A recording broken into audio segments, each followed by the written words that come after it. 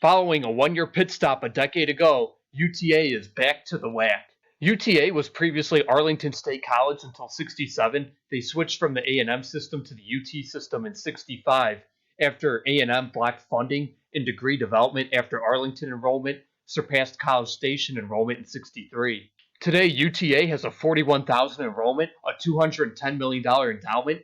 They're ranked number 288 by U.S. News. They're an R1 Carnegie Research School. They're located in the number 4 MSA in the country.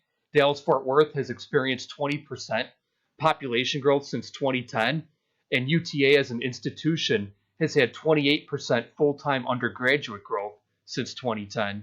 The UTA Mavericks have a $16.4 million athletic budget. Their men's basketball budget ranks 203rd nationally. They have a 10-year KenPom of 152. They opened the $78 million College Park Center in 2012, and they've had 4 20-win seasons since the new arena opened. They previously played on a theater stage named Texas Hall that was their home until 2012. UTA was a member of the Southland for 48 years out of a 49-year stretch between 1963 and 2012. Then they stopped in the WAC for 1 year in 2012-2013. Then they spent about 9 years in the Sun Belt, and now they will be moving to the WAC permanently.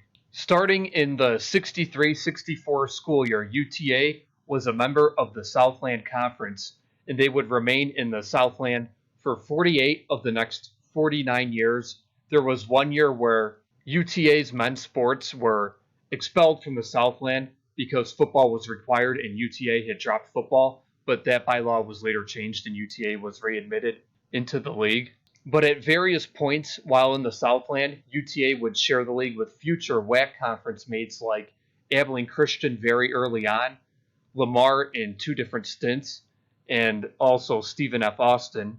And interestingly, UTA was also a rival of Tarleton well before UTA had become a member of the Southland, so this was going back several generations when UTA and Tarleton were rivals, back when the schools were junior colleges prior to the 60s. And UTA spent 1 year in the WAC, where the only remaining WAC school today is Seattle. And then UTA would be in the Sun Belt for 9 years, and now they are returning to the WAC. UTA and Utah Valley have enrollments over 40,000 in the WAC. UTA's $210 million endowment will be in the top 4 of the WAC.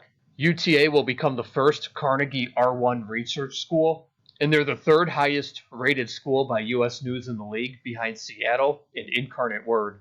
The WAC schools benefit by adding UTA due to its Dallas-Fort Worth location. Dallas-Fort Worth is one of the easiest places to fly to in the country for the 6 non-Texas schools, and it's an alumni student recruitment hub for a lot of the Texas schools. Abilene Christian has over 30% of their alumni in Dallas-Fort Worth. Stephen F. Austin has roughly 28% of their alumni in DFW.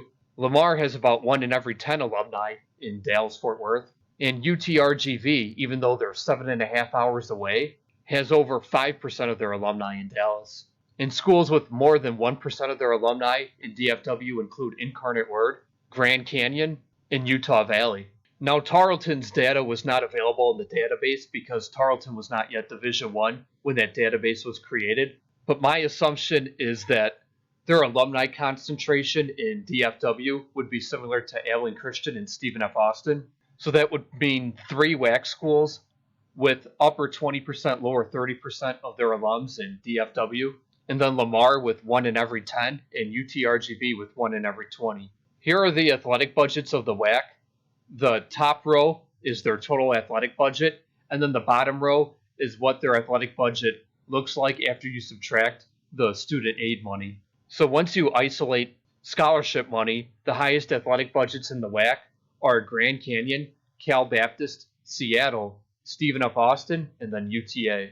UTA's men's basketball budget ranks 4th in the WAC and 203rd nationally. The WAC has 3 men's basketball budgets in the top 200, those being Grand Canyon at 92, Seattle at 147, and Cal Baptist at 153. When it comes to rolling 3-year attendance average pre-COVID, Grand Canyon towers over the entire WAC, followed by Stephen F. Austin, Utah Valley, Cal Baptist, and Dixie State. UTA is one of 7 WAC schools who made a trip to the NCAA tournament. Seattle has an ancient history of success going to the national championship game with Elgin Baylor. Lamar had a string of NCAA tournament wins about 40 years ago, going to the Sweet 16.